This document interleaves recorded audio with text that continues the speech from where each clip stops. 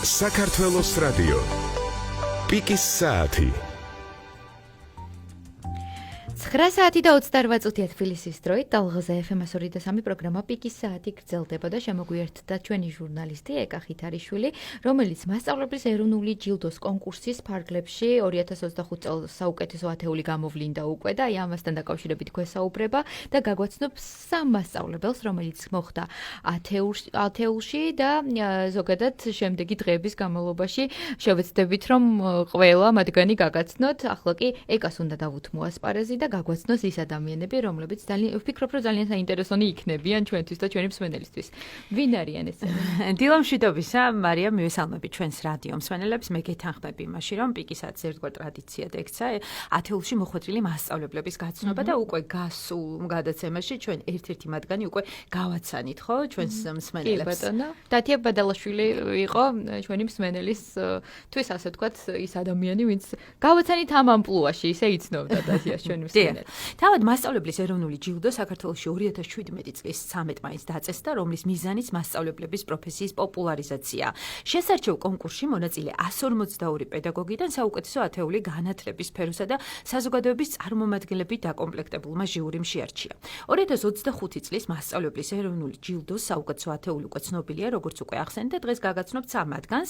ელენე ბეთლემიშვილს, რომელიც გორის მესამე და მერვე საჯარო სკოლის დაწყებითი საფეხურის პედაგოგია, ასევე ხათუნა ყოჩაშვილს, რუსთავის ჟიული შარტავას სახელობის მეოთხე და რუსთავის მე-15 საჯარო სკოლის დაწყებითი საფეხურის მასწავლებელი გახლავთ და ასევე შალვა მინდაძეს, რომელიც თბილისის 70-მე საჯარო სკოლის ისტორიის მასწავლებელია. მოდი დავიწყოთ ელენედან. ელენე ბეთლემიშვილი 20 წელზე მეტია მასწავლებელია და არაერთი წარმატებული თაობაც აღზარდა უკვე.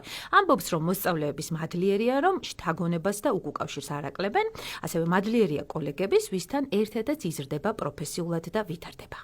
ჩემი თინეიჯერული ცხოვრება ვოცნებობდი ჟურნალისტობაზე. მასწავლებლობაზე არ მიფიქრია. მაგრამ როდესაც წლები გავიდა, ანალიზის შესაძლებლობა რომ მომეცა, განათლების ფაკულტეტზე ჩავაბარე და პედაგოგიური ინსტიტუტი იყო ეს და დავიწყე მასწავლებლობა. თავიდან იყო 2 წლიანი ასისტენტობის პერიოდი მქონდა, წელიწადნახევრიანი ასისტენტი ვიყავი მასწავლებლის კიდევ ერთ სკოლაში. ეს სკოლა მე თვითონ დავამთავრე გორში და ასისტენტობის პერიოდშივე ძალიან მომეწონა ეს საქმიანობა. პირველი ალბათ არის ის, რომ მუდამ სიახლეებში ხარ, მუდამ ცვლილება ჭირდება შენს პროფესიას და მუდმივად გიწევს რომ ისწავლო. ძალიან მომწონს ბავშვებთან ურთიერთობა, როცა ისინი სულ ახალ გამოწვევების წინაშე გაყენებენ.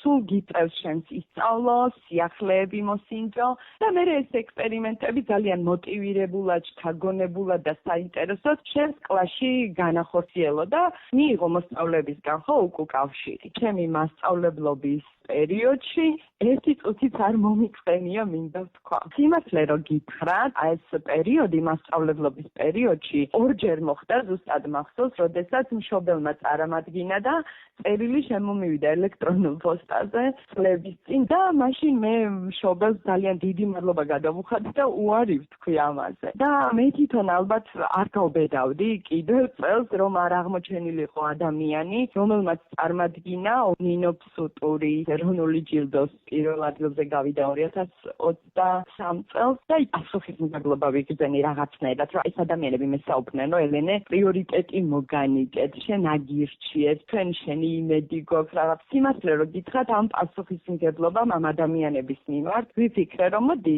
კი ბატონო, რაც დამიგროვებია, რაც მიშრომია, თუ კი ეს ამ აპლიკაციისთვის საინტერესოა, მოდი ჩამოვთვლი, შევაგროვებ, მოვუყრითავ. და ზუსტად ამ განწყობით შევავს ეს აპლიკაცია და აი ასე აღმოჩნდი ათეულის წევრი. და რა თქმა უნდა ძალიან დიდი სიხარული გამოიწვია. სიმართლე გითხრათ, მყავს დეიდა, ჩემი დეიდა გარდაიცვალა შემოდგომით, ეს ძალიან სევდიანი არის ჩემთვის, მაგრამ დეიდა რომელიც აი გამზრდელი დეიდაა და მე ვყავარ და აი რაღაცნაირად ფიქრობდი რომ მისთვის ვაკეთებდი თან ამას, იმიტომ რომ თვითონ დაინტერესებული იყო ხოლმე ასეთი ამბები. ფიქრობ რომ ამ ადამიანისთვისაც ღირდა ეს ყველაფერი, თუნდაც ღირდა იმ სტუდენტებისთვის, რომლებსაც ვასწავლი, ან რომლებიც თუნდაც არ ვასწავლი, მაგრამ გეგმავენ რომ იყვნენ მასწავლებლები. და კიდევ ალბათ პასუხისმგებლობა ბავშვების მიმართ, რომლებსაც ვასწავლი და მათაც ვაჩვენო, რომ შრომა არ იკარგება, შრომა აღიარებული შეიძლება იყოს და კეთილი საქმეებში თავის გზას იპოვიან ყოველთვის.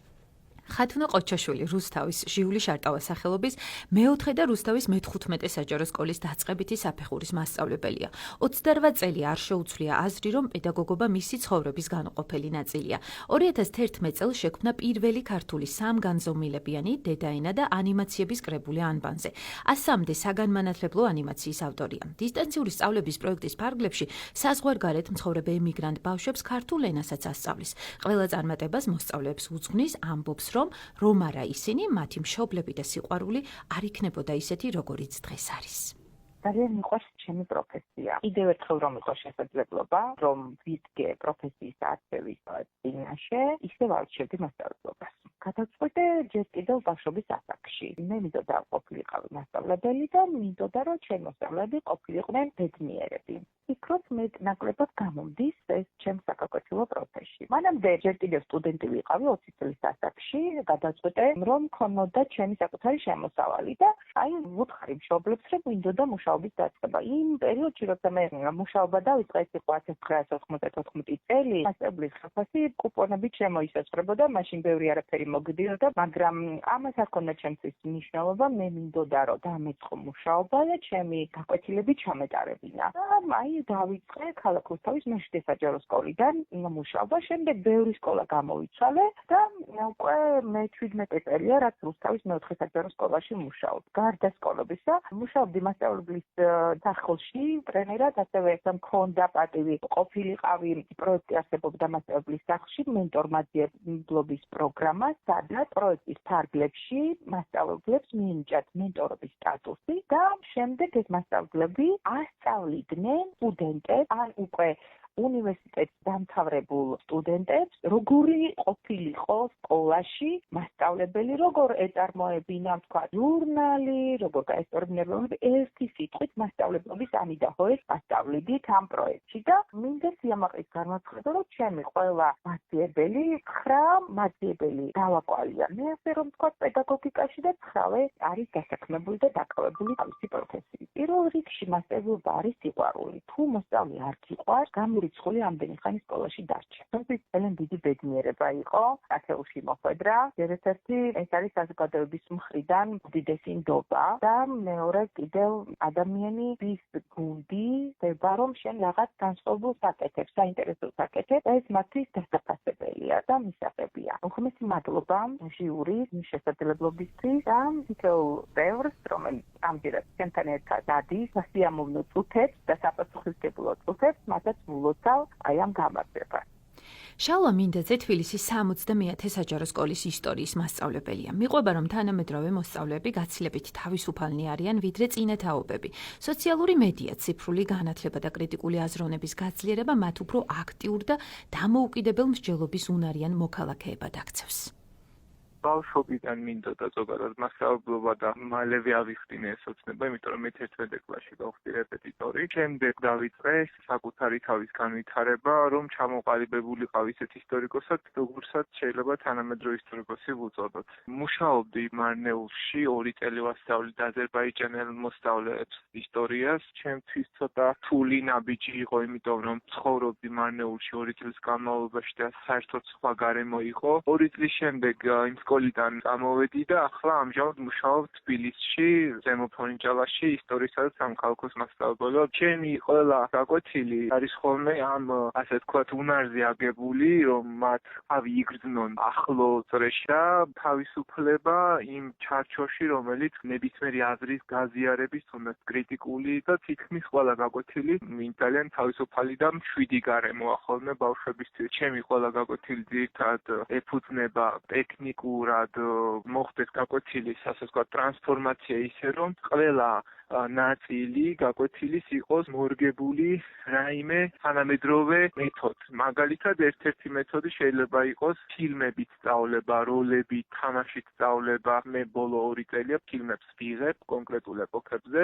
და ჩემი მთავარი მონაწილე მსახიობები არიან ბავშვები და მე ამას ვაქვეყნებ ხოლმე. ბოლო 8 წელია თითქმის როგორც მასწავლებელი მუშაობ, ეს არის კონტენტის შექმნა. ჩემი мотиваციაა და ალბათ სურვილით რომ ეროვნული ჯილდო სწორედ ამიტომ მინდოდა რომ გამეხსნას და მომეცეს საშუალება რომ კონტენტი უფრო ხარისხიანი შექმნა ბავშვებს საგაკვითლო პროცესში თითქმის ყველა თემაზე გქონდეთ წვდომა წარსული ეპოქიდან როგორი იყო, როგორი შეიძლება იყოს და ეს ყველაფერი დასაკვირველია სახელმძღვანელოში ჩამონტაჟდეს, ან კიდევ შეიქმნას რაღაცა ისეთი ჰაბი, სადაც ნებისმიერ სურვილს შეიძლება იქ შესვლა და ამისი ნახვა. ზოგადად აღიარება ნებისმიერ საქმიანობაში არის დიდი მოტივაციის მომცემი ყველა მასწავლებლისთვის და ყველა ადამიანისთვის. პირველ რიგში პასუხისმგებლობის გრძნობა. ამ იმაღლდეთიორად, რასაც დღემდე ვაკეთებდი, ახლა ასმაგათ უფრო მეტი უნდა გავაკეთო და ვაკეთებ და პასუხისმგებლობა და ასე ვთქვათ, პლატფორმა, რომელზეც შეიძლება დავდგე მასწავლებლის ეროვნულ ჯილდოს სახით, იქნება ჩემთვის დიდი კარების გახსნის წინაპირობა და საშუალება. მასწავლებელი არის ადამიანი, ვინც არა მხოლოდ ცოდნას გადასცემს მოსწავლეებს, არამედ ასწავლის ადამიანობას, სამართლიანობას, თანადგომას, სოლიდარობასა და პასუხისმგებლობას. ის ქმნის იმ ღირებულებებს, რომლებზეც დგას თავისუფალი და სამართლიანი საზოგადოება. ჩვენ კი მარიამ გავაგრძელებთ დარჩენილი ათეულიდან მასწავლებლების გაცნობას, ხოლო მსმენელებს შევახსენებ, რომ კონკურსის ფარგლებში 5 სექტემბერს საუკეთესო ხუთეული გამოვლინდება, ერთ-ერთი მათგანი კი 5 ოქტომბერს მასწავლებლის მსოფლიო დღეს მასწავლებლის ეროვნული ჯილდოს მფლობელი გახდება და მე სწორედ აი ამ ინფორმაციით მინდა დაგემშვიდობო შენ და ჩვენ მსმენელებს ბედნიერი და წარმატებული დღე გისურვებთ. მადლობა ეკა, ასევე გირთდები ამ სურვილებში. ჩვენ რა თქმა უნდა სტუმართან ერთად გავაგრძელებთ საუბარს, მაგრამ იქამდე ძალიან დიდი მადლობა მინდა გითხრა შენ, რომ გაგვეცანი ეს ადამიანები და კიდევ ველით სხვებსაც, იმიტომ რომ ძალიან მნიშვნელოვან საქმეს აკეთებენ ეს ადამიანები, მასწავლებლები, რომლებიც გვიზრდიან ახალ თაობას და ალბათ ყველაფერი მათზეა უკვე დამოკიდებული, როგორი თაობა გვეყოლება და როგორი მომავალი ექნება ჩვენს ქვეყანას. თუ გვისმენთ, კარგ ტალღაზე ხართ. პიკის საათი.